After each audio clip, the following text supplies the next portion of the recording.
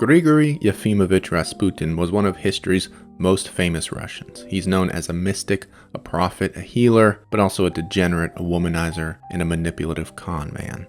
There is an otherworldly, almost satanic mythos about the man. The problem is, a lot of what we know about Rasputin isn't really true. Almost every biographical work on him is built on legends, myths, or outright lies. But recent reporting has breathed new life into the legend of Rasputin, making it easier to tell fact from fiction. As it turns out, some of the most famous Rasputin tales are lies, and some of the most incredible are absolutely true.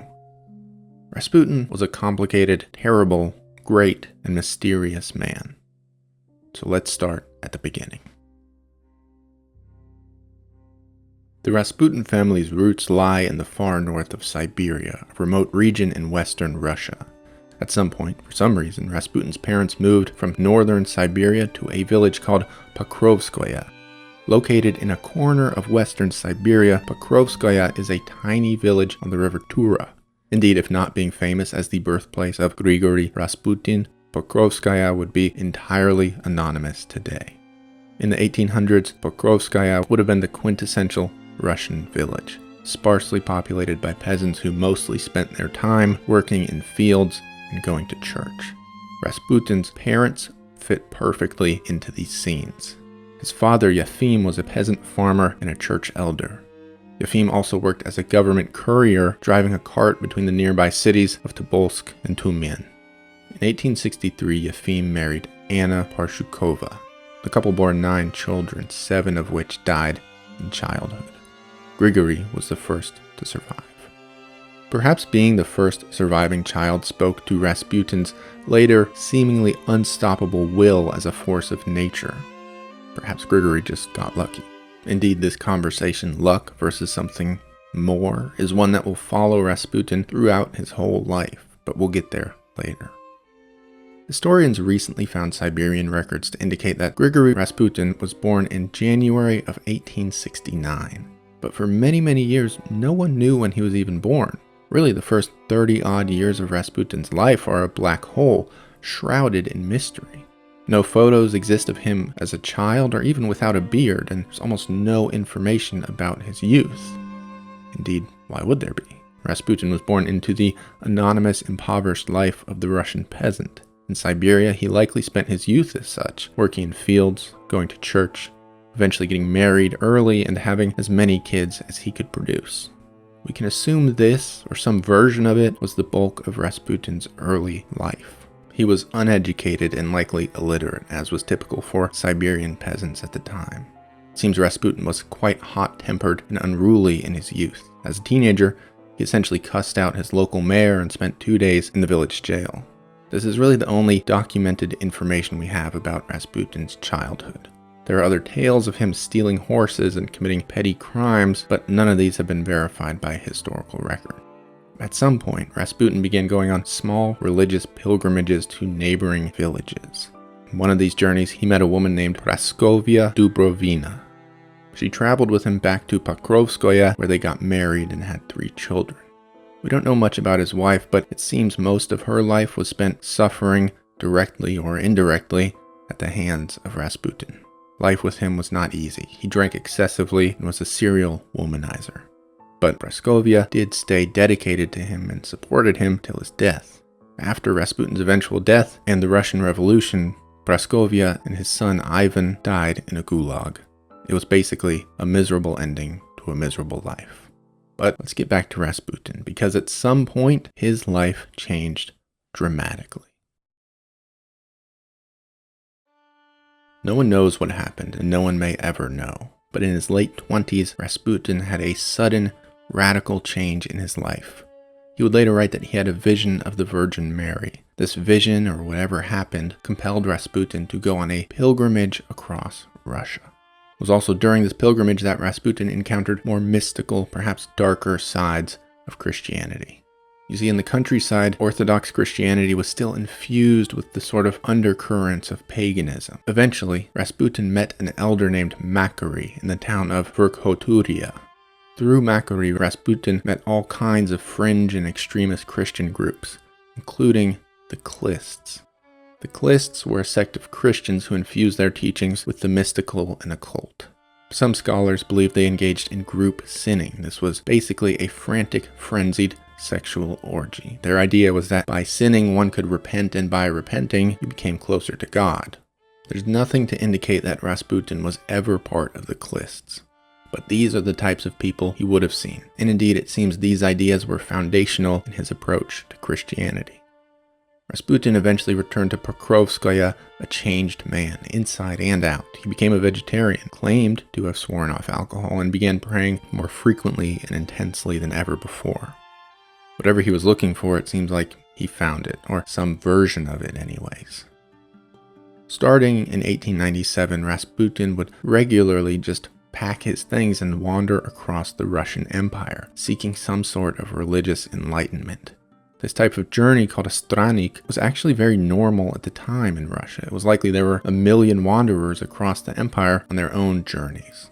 These wanderers traveled in simple clothes, living like beggars as they went from church to church in seek of enlightenment. In his later autobiography, Rasputin discussed his journeys. I rarely got to eat on only potatoes. I did not have money and never saved. God would have to send someone to allow me to lodge. There I would eat.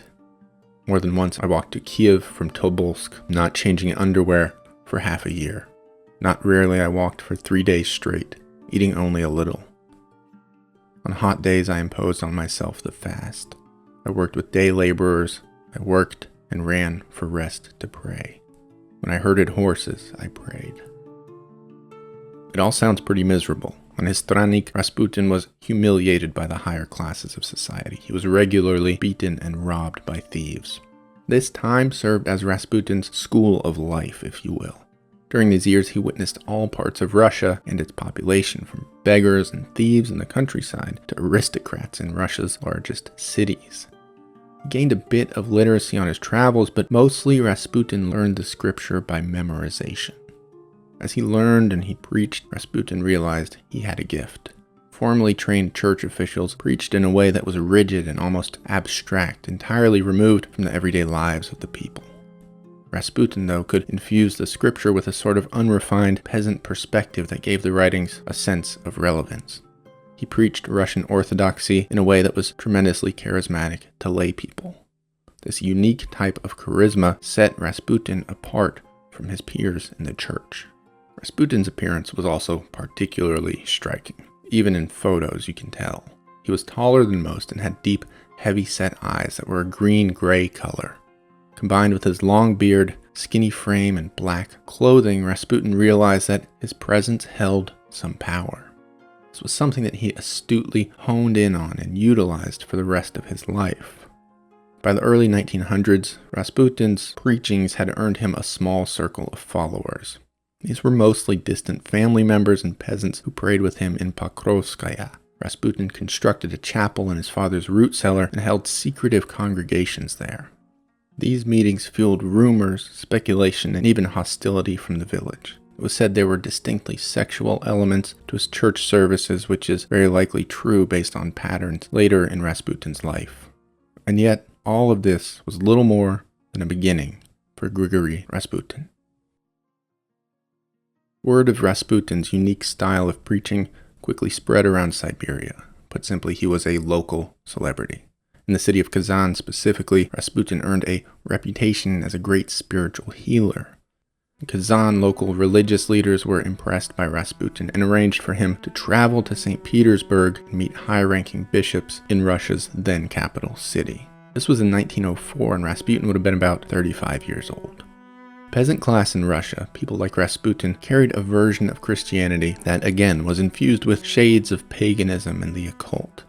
Russian elites in St. Petersburg believed these teachings were unsullied by metropolitan intellectualism and had merit as a more pure version of the faith. These elites in the church and government had a great interest in this alternative, mystical approach to Christianity. So Rasputin showed up at a pretty good time. In the capital, St. Petersburg, people just latched on to Rasputin really quickly. Indeed, Rasputin developed a small following in the aristocratic circles of St. Petersburg. Allegedly, Rasputin could heal physical aches and pains with the wave of his hand. His charismatic demeanor proved to be very calming. His audience was mostly women, and this was likely no mistake. Rasputin taught that through sinning, often sexual, you could gain God's forgiveness and get closer to the Lord. His followers saw Rasputin as something pretty close to a deity, both philosophically and sexually. At this point, Rasputin was only a few steps removed from the royal Romanov family. And one day he met two sisters, famously known as the Black Crows. Militsa and Anastasia were royalty from Montenegro who had married into the Romanov family.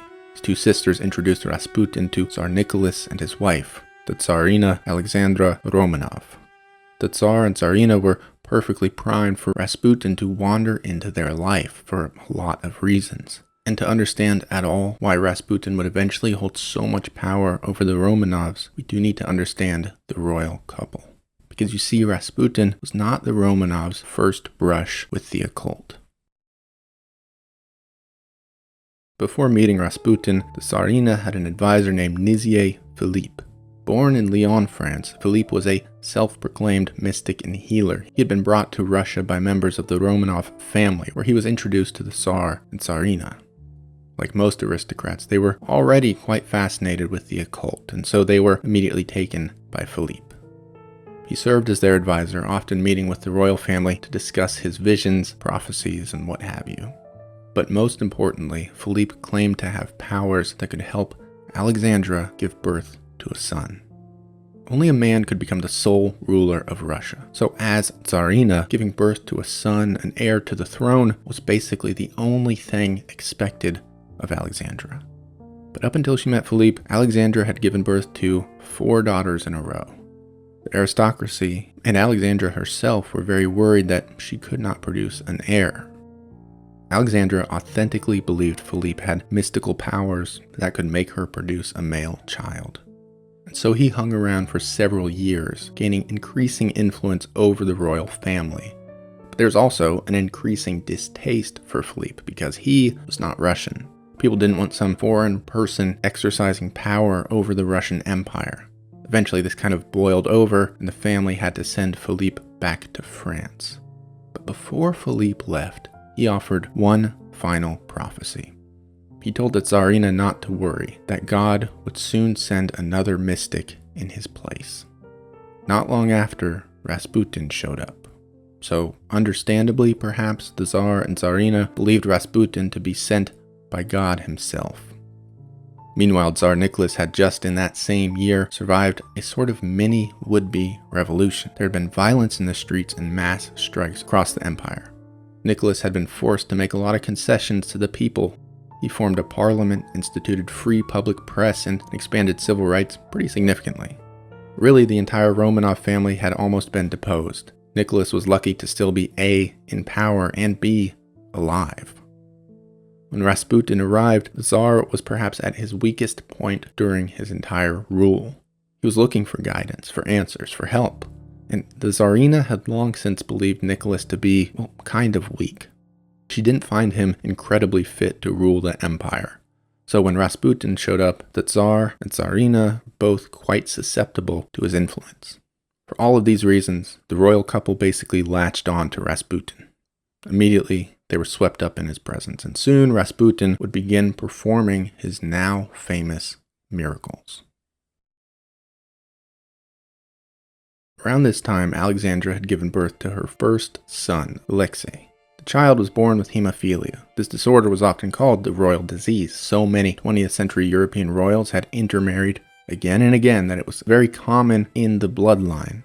Alexei inherited hemophilia from his mother. Hemophilia impairs the body's ability to make blood clots. So once you start bleeding, it's a lot harder to stop. This applies to injuries both external and internal. When Alexei fell or bumped himself, he began bleeding beneath the skin. He became swollen and distended. It was excruciatingly painful. The Tsar and Tsarina worried that this condition would eventually kill their son. It's often reported that Rasputin was brought into the palace because he could heal Alexei. This is not true. Rasputin was a spiritual advisor first and foremost. His healing ability had initially nothing to do with his involvement at the palace. But eventually, he became a healer for Alexei. No one really knows when this started or when Rasputin even learned of Alexei's hemophilia. In fact, no one knows how many times or how often Rasputin healed Alexei. But there are a few definite accounts of this happening.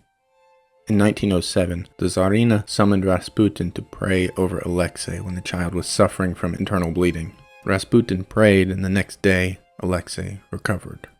In addition to healing her son, this incident also confirmed her biases. The Tsarina, like much of the aristocracy, had an almost fetishistic fascination with peasants like Rasputin. The incident would have proved this to be justified. The intelligentsia, the educated doctors, the elite religious men, they could do nothing to help Alexei. And then in comes this magical peasant, waves his hand, and the problem is solved. It's all very easy for Alexandra to believe, given her prejudices and beliefs in the occult. During the summer of 1912, Alexei had yet another hemorrhage. He was bleeding profusely, experiencing intense pain, and seemed pretty close to death. Alexandra even prepared an announcement for his death. The Tsarina telegrammed Rasputin, who was in Siberia at the time. She asked Rasputin to pray for Alexei. Rasputin wrote back quickly, "God has seen your tears and heard your prayers. Do not grieve. The little one will not die. Do not allow the doctors to bother him too much." Shortly thereafter, Alexei's bleeding stopped. Doctors at the time said the recovery was entirely inexplicable. From that day on, the Tsarina saw Rasputin as a miracle worker. He quickly became her most trusted advisor. And so begins Rasputin's mystical, almost supernatural hold on the royals. Rasputin was more than a healer or an advisor. The royals saw him as a connection to the real people of Russia, to the working peasant class that they, again, had a tendency to fetishize. But however close he got to the palace, Rasputin was still a debaucherous pleasure seeker. This type of behavior was much more acceptable within the peasant class. Rasputin knew he had to hide that lifestyle from the royals, but that was easy enough for a long time. For one thing, the royal family basically never left their palace. They were secluded from the entirety of Russian society. There's a story that once the daughter of the Tsar actually went to a shop and paid a salesman for some merchandise. When presented with her change, the daughter was confused. She couldn't understand why the salesman was giving her money. Outside of the palace walls, Rasputin spent his days taking actresses and prostitutes to bathhouses. He drank and partied excessively. As devoutly religious as he really was, Rasputin enjoyed the pleasures of life. Rasputin didn't always stay in the city either. He traveled a lot. He seemed to prefer the agrarian Siberian countryside to St. Petersburg's more metropolitan landscape. Certainly his drinking and sexual deviance were more acceptable by the Siberians than the aristocrats in St. Petersburg. There's a story about Rasputin on his travels, perhaps one of the most famous stories. It's often used to describe just how wild and out of control he'd become. The story goes something like this. Rasputin visited a hotel in Moscow where he drank and danced long into the night. Outrageously drunk, he jumped onto a table and exposed himself to the entire hotel. He's said to have yelled, "This is the altar at which the Tsarina worships." This infamous story is included in almost every biographic of Rasputin, but recent reporting has shown it to be completely false. The tale is usually attributed to reporting by secret police who were following Rasputin at the time, but when you comb through these police records, as historian Douglas Smith did, there's just no mention of such an incident. These records show Rasputin went to the hotel, had a few glasses of wine, then left.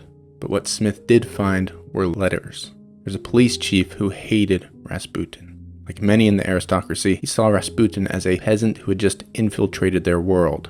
The chief took it upon himself to ruin Rasputin's credibility once and for all. In letters to his underlings, he specifically requested that they make up stories to paint Rasputin in a bad light. In these letters, the stories just get more and more outrageous. The police chief kept telling his people to make them worse and worse. At one point, Rasputin is at the center of a conspiracy to make millions selling the used underwear of military servicemen. The hotel incident is one of the many lies found in these letters. It just never happened. People also point to the memoirs from a British agent named Sir Bruce Lockhart. In these, Bruce claims he witnessed the entire thing, Rasputin getting drunk and exposing himself. But in Lockhart's personal diaries written while he stayed in Russia, there was no mention of any such incident. In fact, those diaries show he wasn't even in Moscow on the night he later said it happened. In truth, Lockhart just heard the story from someone and later added it to his own memoirs. When the police chief brought this made-up story to the Tsarina, she laughed it away. She could see that it was too ridiculous to be true. But from then on, whenever she heard actually true stories about Rasputin's conduct, of which there were plenty, she assumed they were just slander. Alexandra was so enraptured by Rasputin, and specifically his ability to heal Alexei, that she refused to believe he would conduct himself in that way. There have long been rumors that Alexandra and Rasputin had some sort of romantic affair. But those are exactly that, rumors. There's no evidence to indicate that Rasputin was anything other than a close confidant, personal advisor, basically best friend. After the later Russian Revolution, government investigations came to the same conclusion. There was simply nothing to prove romance between the Tsarina and Rasputin.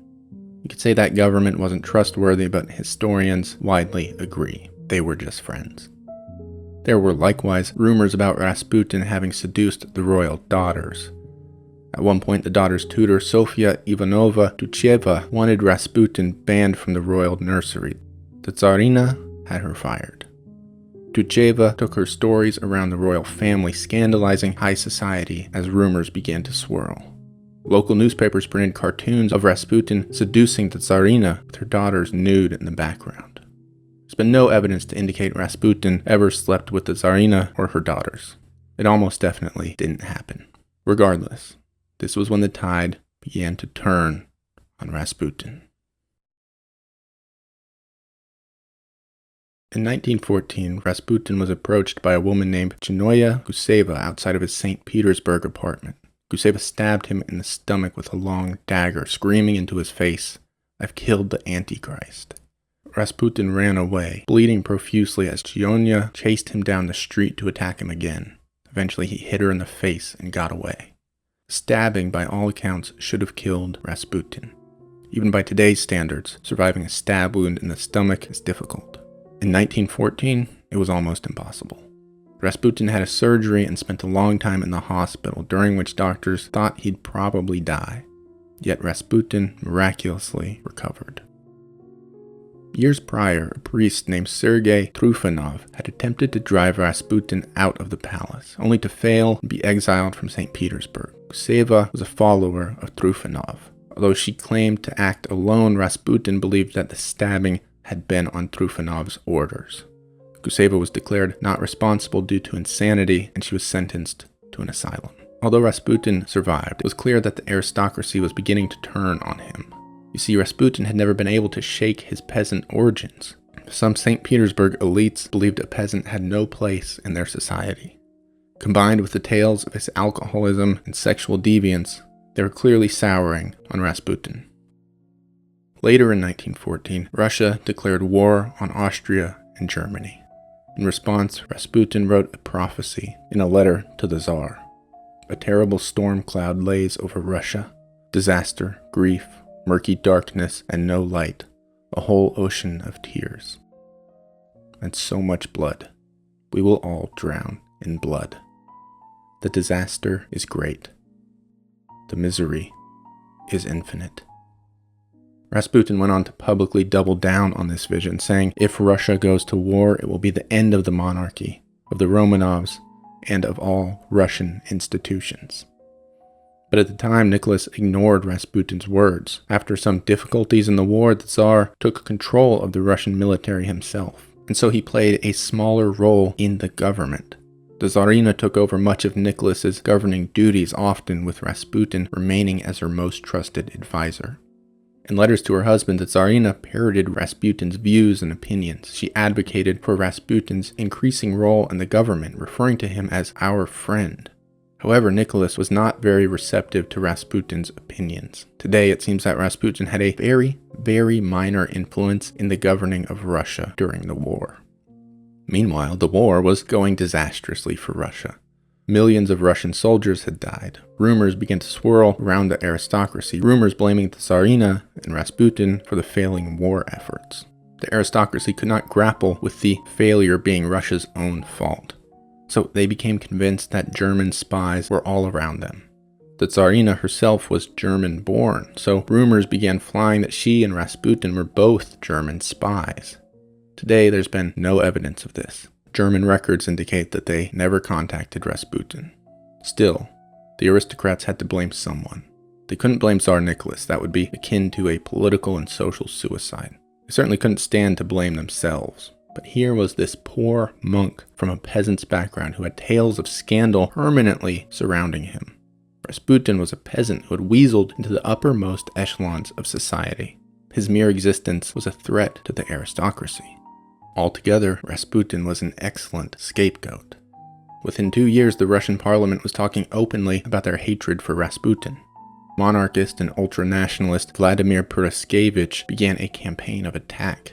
He gave a speech in parliament saying that Rasputin was a puppeteer for the Russian government.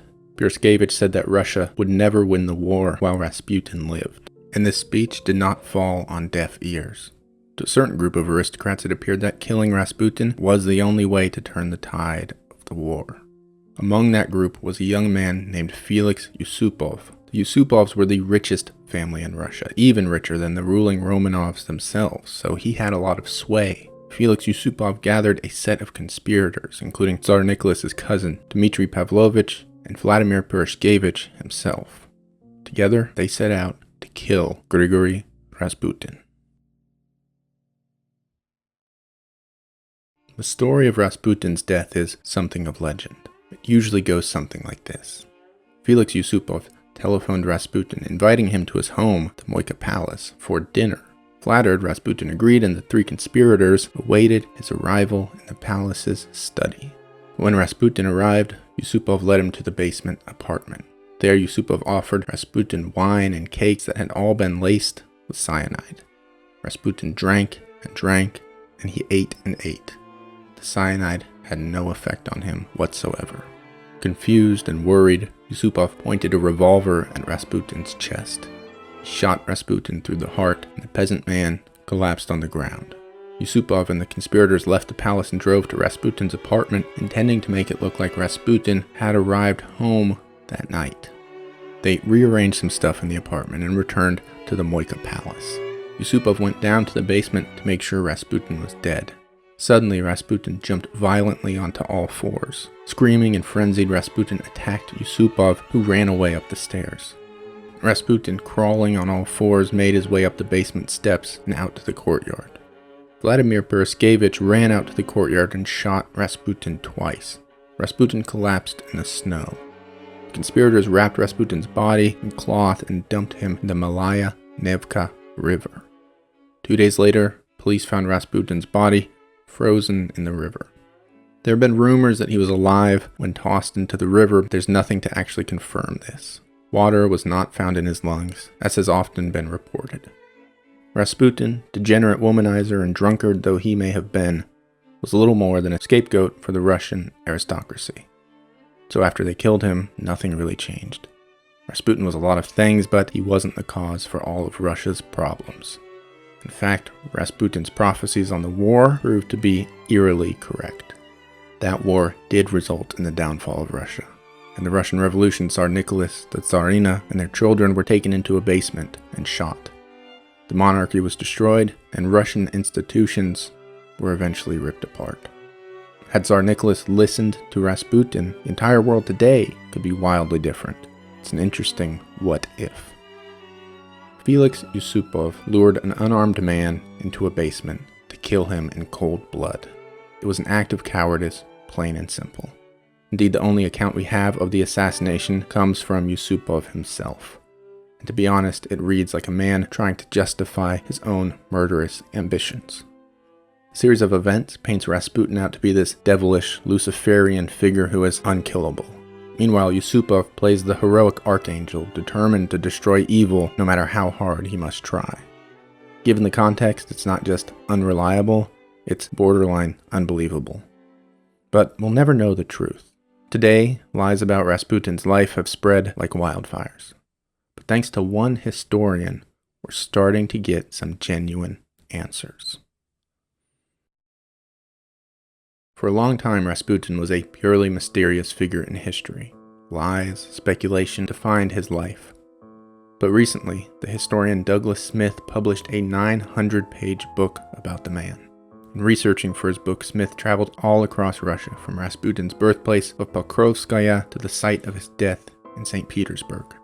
He combed through previously undiscovered police records, journals, and personal diaries to put together a realistic, factual picture of Rasputin.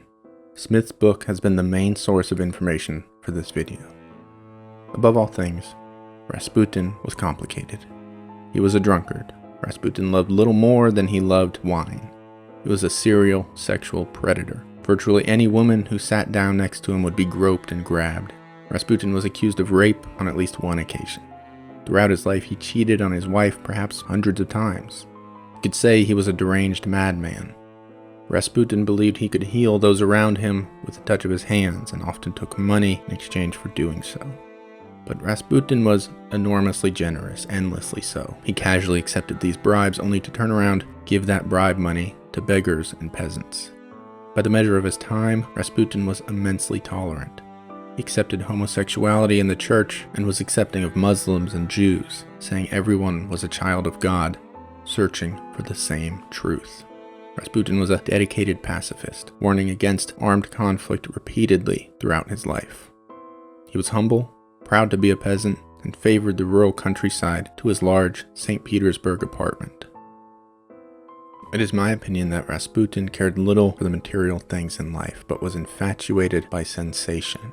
Sexual deviance, drunkenness, and fame all glittered in his eyes.